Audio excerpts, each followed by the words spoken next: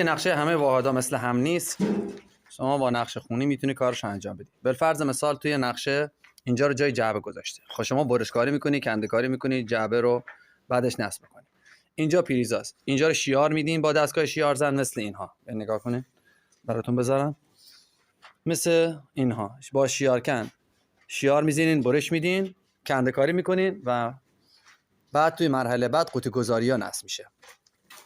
مثل اینجا ببینید با یه دستگاه شیار زن قشنگ شیار زده میشه نقشه، چون از اینجا سیستم برق از پایین از جعبه میاد اینجا وارد قوطی کلید پریزا میشه و از اینجا میره بالا برای سقف ها که سقف ها اینجا رابیسه که اینا توی مرحله بعد من براتون آموزششو میذارم.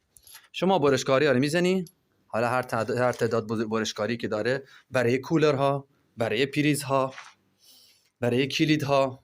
حالا یه جایی مثلا اینجا شما پشتش سرویس میتونی از پشت لوله ها رو بذاری، فقط جای قوطی کلید پریز رو در بیاری برش بدی. و بعد از اینکه برشکاری شروع شد میری سراغ مرحله بعد کنده‌کاری. بعد از کنده‌کاری شروع میکنیم برای قوطی گذاری. توی مرحله بعدم براتون توضیح میدم که نحوه قوطی گذاری ها چطوره. پس شما اول نقشه رو میخونی، طبق نقشه برشکاری ها رو انجام میدی و بعد از برشکاریایی که انجام شد میری توی مرحله قوطی گذاری.